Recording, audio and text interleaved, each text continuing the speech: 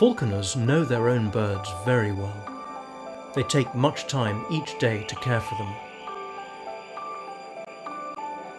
To them, the falcon embodies everything that's special about nature.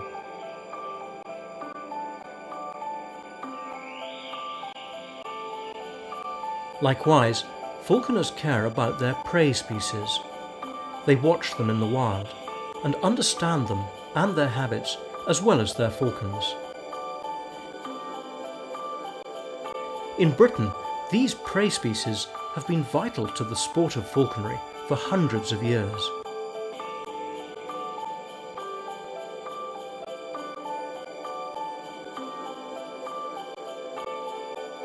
There's one bird which has captivated the interest and fascination of falconers since the early days of falconry.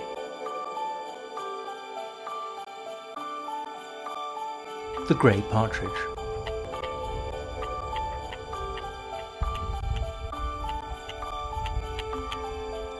Mainly due to agricultural intensification, this iconic game bird has dramatically declined in number and distribution over the last 40 years.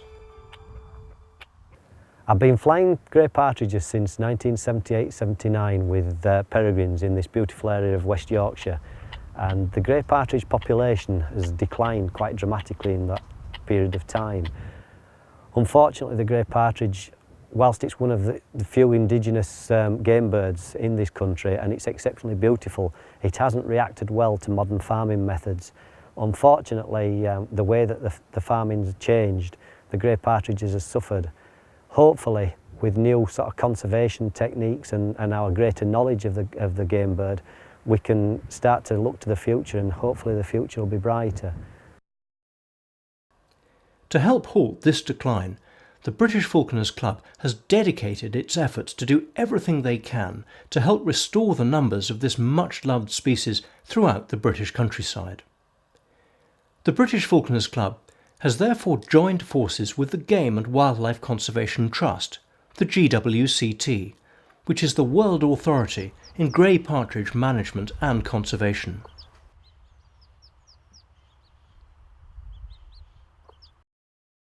In 1911, about 35,000 gamekeepers in Britain managed more than 1 million pairs of grey partridges. In the 1950s, agricultural practices, including the introduction of pesticides, the loss of hedgerows, and a dwindling number of gamekeepers, radically altered the grey's habitat and predator numbers.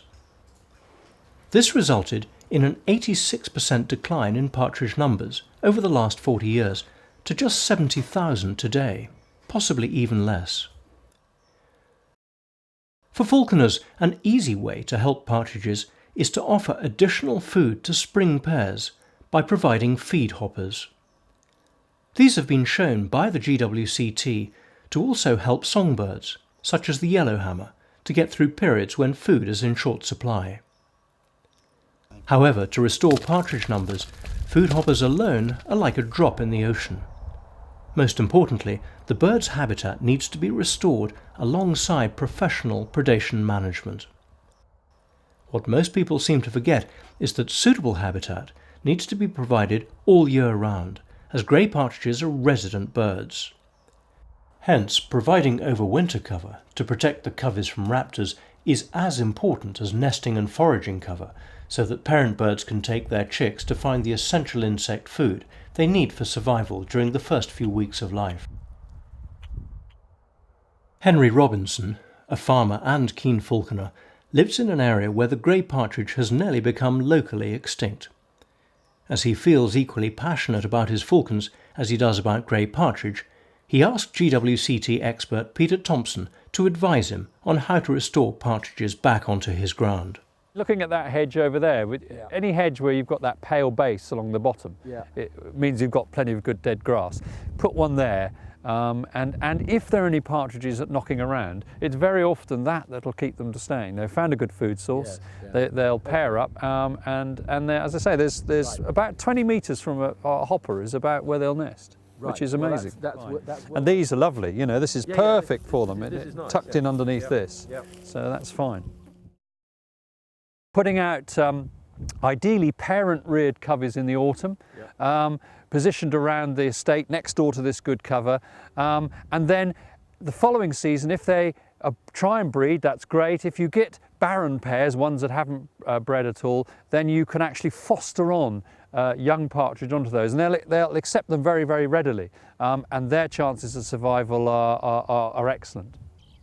In order to demonstrate grey partridge recovery, the GWCT set up an ongoing project at Royston in Hertfordshire in 2002. By improving and establishing partridge-friendly habitat where possible, managing predators and by providing additional food, the grey partridges increased from 20 pairs in 2002 to 118 pairs in 2009. Well-managed hedgerows are one of the key habitats at Royston, which provide excellent nesting and overwinter cover.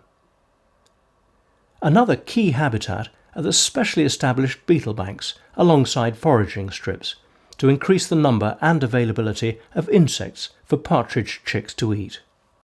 The insects that overwinter on this bank live down in the root system, in the dead bits, in this tussocky grass. And they hibernate there all winter, out of the frost and the rain and the snow, and then walk out into the crop in the spring. The other component that's absolutely essential is predator control, and this is a tunnel trap. In this case it's a Mark 6 fen trap that's in this tunnel. They have to be within a tunnel to comply with the regulations, and this trap is good for catching things like stoats, weasels, rabbits, squirrels and rats. Rats are a major problem.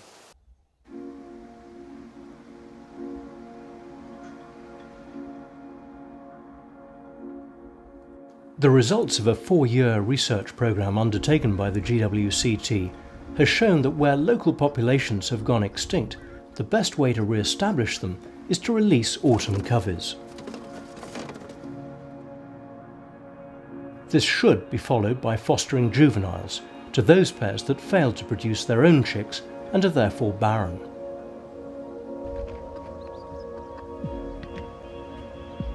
Where that isn't possible, partridge chicks can be reared under bantams and fostered to a barren pair at an age of approximately 3 weeks. Barren pairs, no matter whether they're reared or wild, will almost always adopt young partridges because of the species' incredibly strong instinct to stay in groups during the winter months.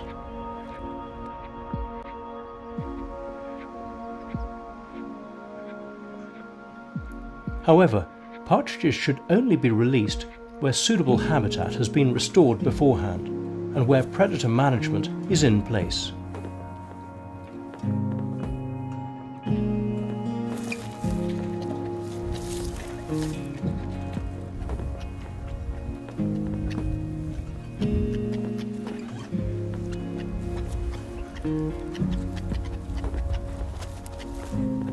There are several ways to produce autumn coveys. The best would be to produce a parent-reared family group, in other words where a pair of captive-held partridges produce their own chicks.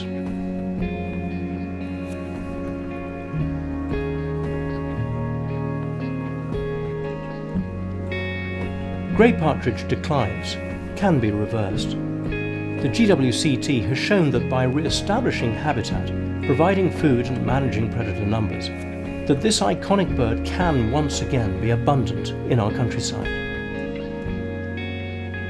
Increasing awareness and conservation management by those such as the British Falconers Club and the GWCT is the key to ensuring the future of this extraordinary farmland bird. One way in which you can help grey partridge conservation is by joining the GWCT Partridge Count scheme to help monitor populations and to get feedback from the GWCT's experts.